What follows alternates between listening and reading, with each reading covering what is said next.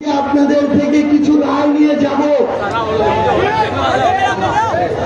আমরা আপনারা পুরো দেশের মানুষ দেখেছেন, আমরা যখন সরকারের সমালোচনা, আমরা যখন কোন অপকর্মকারীকে নাম ধরে অপকর্মকারী বলছি, চাঁদাবাজ বলছি, আমরা যখন সাদাকে সাদা কালোকে কালো বলছি, তখন কিছু মানুষ আমাদের উপরে অসন্তুষ্ট হয়ে আমাদের উপরে রক্তাক্ত হামলা করছে। তারা বলছে আমাদেরকে কথা বলা বন্ধ করতে হবে। তারা বলছে নাসিরউদ্দিন পাটোয়ারিকে আর প্রোগ্রামে নিয়ে যাওয়া যাবে না। জৈন্তাপুরের মানুষ, আপনারা রায় দিন। এই রায় এই জৈন্তাপুর সারা পৃথিবীর মানুষের কাছে যাবে, তারেক রহমানের কাছে যাবে, বিএনপির কাছে যাবে। আমরা কি কথা বলা বন্ধ করে দিব? আমরা কি কথা বলা বন্ধ করে দিব? পাটোয়ারি কি প্রোগ্রাম করা বন্ধ করে দিবে? পাটোয়ারিকে কি এনসিপি থেকে বন্ধ করে দেওয়া হবে? জৈন্তাপুরের মানুষ, এই রোগ আওয়ামী লীগের মধ্যে দেখা গিয়েছিল 5 বছর পরে, 2014 সালের পরে। কিন্তু কেন জানি 17 বছরের মজলুম, জুলুমের শিকার, জেল খাটা, গুম হওয়া, খুনের শিকার হওয়া, অভ্যুত্থানে আমাদের বিএনপির ভাইরা 5 মাসের মধ্যে তাদের মধ্যে ওই রোগের সকল ধরনের উপসর্গ দেখা দেওয়া শুরু হয়ে গিয়েছে। আমরা বিএনপিকে বলতে চাই, আপনারা 212 সিট পেয়ে নিজেকে নিরঙ্কুশ ক্ষমতার অধিকারী মনে করবেন না। শেখ হাসিনা 15 বছর ধরে এর চেয়েও বেশি সিট পেয়েছিল। ফেরাউনের চেয়েও নিজেকে শক্তিশালী মনে করত, 36 দিন টিকতে পারে নাই। আমরা আপনাদেরকে আহ্বান করব, আমরা শুধু বিরোধিতা করার জন্য বিরোধিতা করতে চাই না, কিন্তু মনে রাখবেন, যদি মুখ বন্ধ করতে চান, গলা চেপে ধরতে চান, চোখ তুলে নিতে চান, আগামীর বাংলাদেশে আপনাদের রাজনীতির অস্তিত্ব থাকবে না ইনশাআল্লাহ। এই প্রজন্ম জীবন দিয়ে দিবে, চোখ দিয়ে দিবে, রক্ত দিবে, কিন্তু কাউকে ছেড়ে কথা বলবে না ইনশাআল্লাহ। আমরা নেত্রকোনায় গিয়েছি, সেখানকার বিএনপির এমপি লুৎফুজ্জামান বাবর ভাই 16 বছরের জুলুমের শিকার, তার সাথে কথা হয়েছে। তিনি বলেছেন এই জুলাইয়ের সবচেয়ে বড় সুবিধাভোগী আমি, কারণ এই জুলাই না হলে আমার মৃত্যুদণ্ড হয়ে যেত। তার মধ্যে ওই কৃতজ্ঞতা বোধ দেখা দিয়েছে। তার মতো ভালো মানুষদের ভালো মানুষ বলার মতো মন মানসিকতা আমরা রাখি।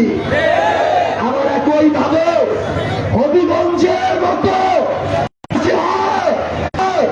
যদি কেউ রক্তাক্ত করতে চায়, যদি কেউ লাঠিয়াল বাহিনী দিয়ে চোখ উঠতে ফেলতে চায়, তাকে সন্ত্রাসী বলার সৎ সাহস আমরা রাখবো ইনশাআল্লাহ।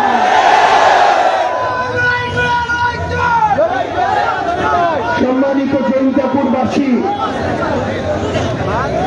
আমরা আমাদের জায়গা থেকে আপনাদেরকে কিছু কথা বলে যাই। একটা দেশ এই অভ্যুত্থানে 1400 মানুষ জীবন দিল। যদি কোনো পরিবর্তন না হয়, আমরা যারা বেঁচে আছি, যারা অংশগ্রহণ করেছিলাম, যারা আহত আছেন, যাদের শরীরে এখনো ক্ষত আছে, আমাদের জন্য এর চেয়ে লজ্জার আর কিছু হইতে পারে না। এই জন্য যতদিন না পরিবর্তন হচ্ছে, যতদিন না থানায় বিলেখায় সেবা পান, হাসপাতালে ধকল ছাড়া চিকিৎসা পান, সরকারি অফিসে কোনো ধরনের প্রতারণা ছাড়া সেবা পান, যতদিন না চাঁদাবাজি বন্ধ হয়, সন্ত্রাসী বন্ধ হয়, লুটপাট বন্ধ হয়, ততদিন লড়াই চালিয়ে যেতে যেতে হবে ইনশাআল্লাহ। অভ্যুত্থানের পরে ওসমান হাদি জীবন দিয়েছে। পৃথিবীতে অনেকেই মনে করছে আর হয়তো কেউ প্রতিবাদ করবে না, কিন্তু ওই ক্ষমতার চেয়ারে যারা বসে আছে তারা হয়তো জানে না এক ওসমান হাদির জীবন গিয়েছে, এই দেশে লক্ষ ওসমান হাদির জন্ম হয়েছে। তারা হয়তো জানে না ওই এক ওসমান হাদিকে ঢাকায় গুলি করেছে, জৈন্তাপুরে হাজার ওসমান হাদির জন্ম হয়েছে।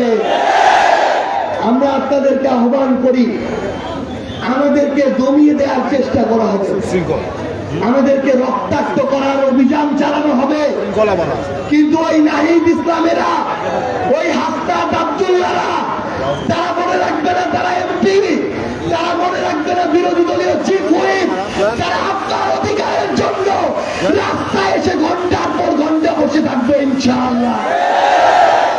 ক্ষমতার চেয়ার গুরুত্বপূর্ণ হলে 4 মাস যেতে না যেতেই নাহিদ ইসলাম উপদেষ্টা প্যানেল ছেড়ে চলে আসতো না। ক্ষমতার চেয়ার যদি গুরুত্বপূর্ণ মনে করা হতো তাহলে আমরা পথে প্রান্তরে ঘুরে আপনাদের কাছে মনের কথাগুলো বলে বেড়াতেন না। শুধু একটা জিনিস মনে রাখবেন, আমাদের এই লড়াইটা বিএনপি এনসিপি জামাতের লড়াই না, এই লড়াইটা হচ্ছে সিস্টেমটা ঠিক করার লড়াই।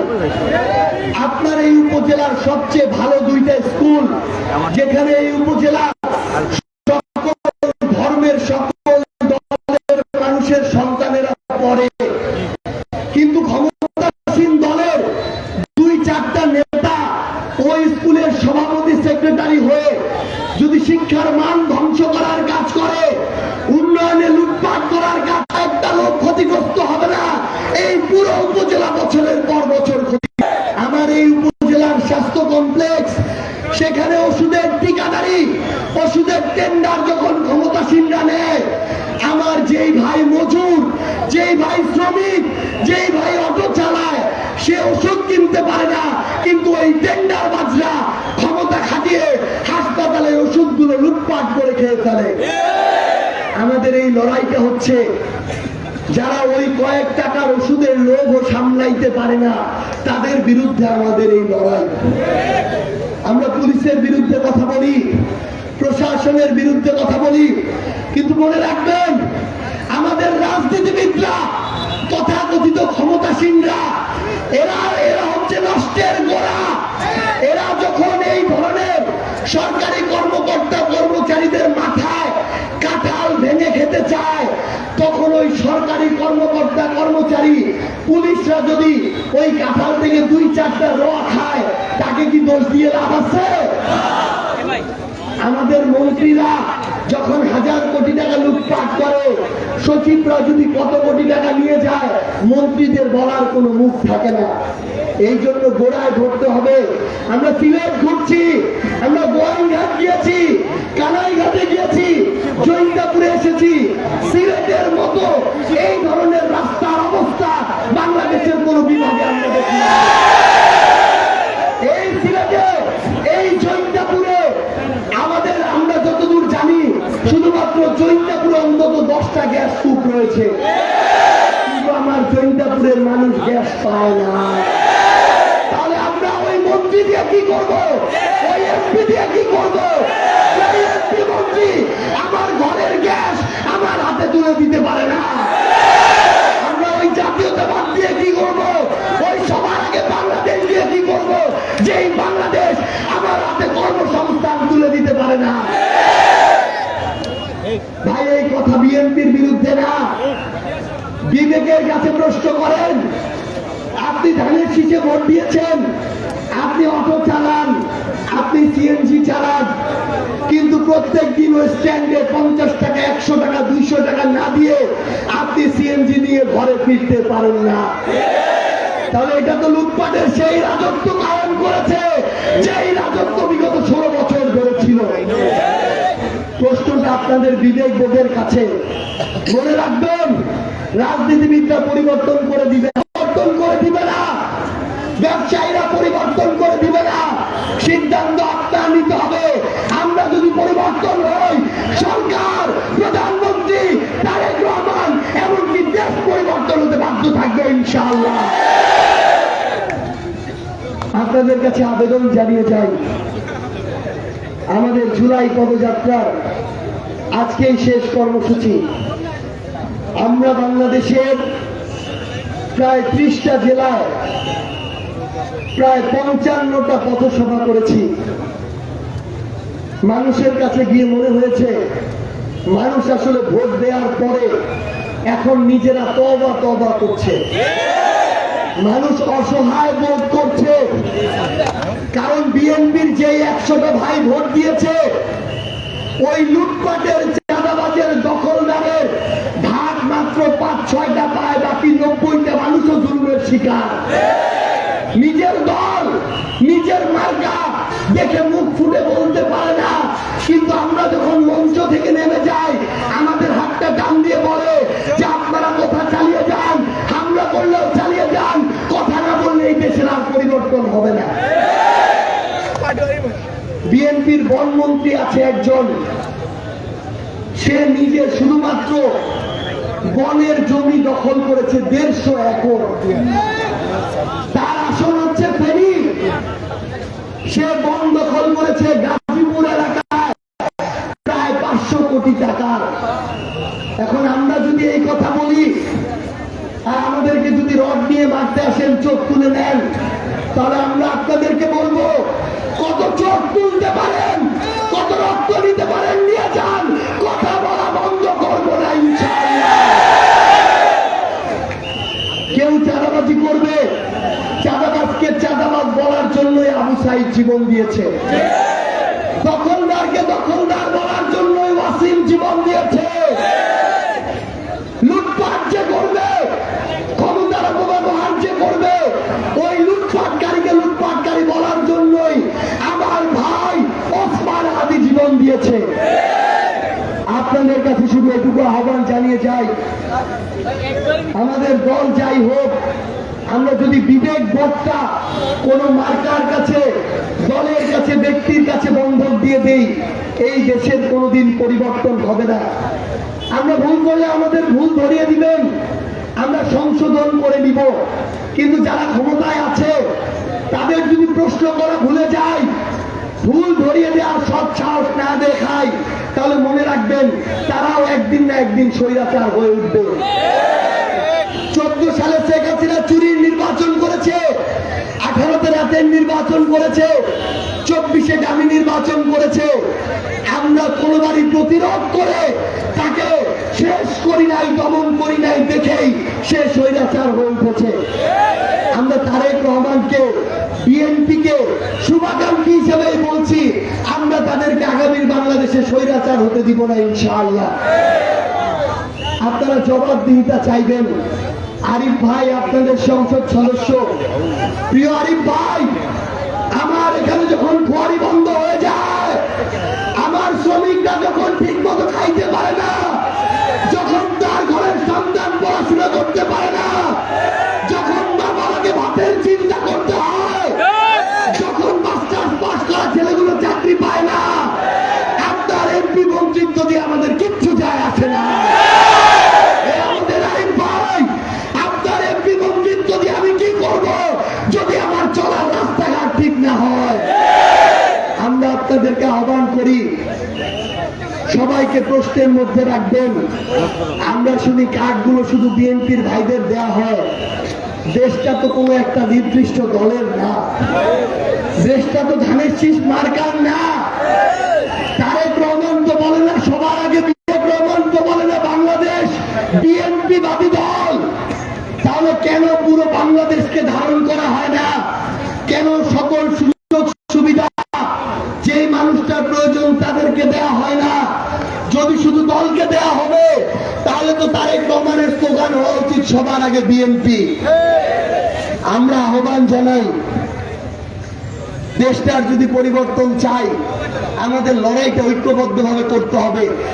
আজকে আমরা দেখছি ঢাকায় আমাদের প্রতিমন্ত্রী ইশরাক ভাই, সাদেক হোসেন খোকার ছেলে, তিনি বিক্ষোভ মিছিল করছেন, নাম উল্লেখ করেন নাই, কিন্তু বিক্ষোভ মিছিল করছেন তারেক রহমানকে নিয়ে সমালোচনা করার বিরুদ্ধে। বিক্ষোভ মিছিল করছেন তারেক রহমানকে নিয়ে আমাদের মন্তব্যের কারণে। প্রধানত বিক্ষোভ মিছিলটা করছেন নাসির উদ্দিন পাটোয়ারির বিরুদ্ধে। তাহলে জনাব ইশরাক হোসেন, একজন ব্যক্তি নাসির উদ্দিন পাটোয়ারিকে কথা বলার যদি আপনি স্বাধীনতা না দিতে পারেন, তাহলে আগামীর বাংলাদেশে এই যে 20 কোটি মানুষ, সেই 20 কোটি মানুষের বাক স্বাধীনতা আপনি তো কোনোদিন রক্ষা করতে পারবেন না। এতই যদি জবাব দিতে চান, এতই যদি কথা বলতে চান, আমার সীমান্তে যখন হত্যা করা হয়, যখন পুশিং করা হয়, তখন আপনার এই কথা বলার হ্যাডাম কোথায় থাকে? আমরা তো তখন দেখতে চাই যখন আমার ভাই ওসমান হাদির হত্যাকারীরা গ্রেফতার হওয়ার পরে 6 মাস চলে যায়, তাদেরকে ফিরিয়ে আনা হয় না। তখন তো আমাদের প্রশ্ন জাগে, তখন আপনাদের এই সাহস কোথায় থাকে?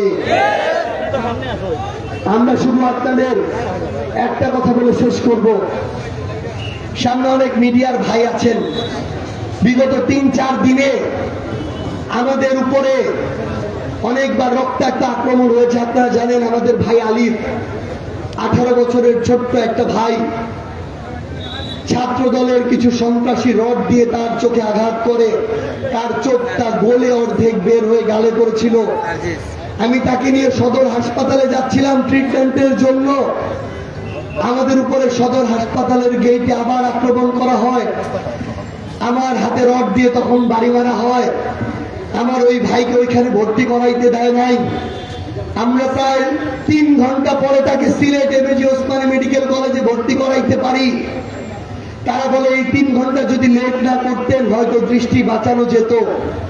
তাহলে আমি আমার ওই ভাইকে বলতে চাই, আমি এখনো আপনাকে ভাই বলছি, কিন্তু আপনি যে সন্ত্রাসী কার্যক্রম করেছেন, ওই আবার হবিগঞ্জ সদর উপজেলা ছাত্র দলের সেক্রেটারি, এই যে চোখটা আপনি নিয়ে নিলেন, আপনার 17 বছরের যে জুলুম, এই জুলুমের সাথে এই চোখ নিয়ে কি কোনোদিন ন্যায় বিচার হইতে পারে? আমার ভাই ওসমান হাদি জীবন দিয়ে গেল, আপনি একটা চোখ নিয়ে গেলেন।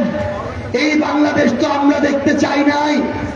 আমরা শুধু আপনাদের একটা জিনিস বলি, উপরে থুতু ফেললে নিজের গায়ে পড়ে।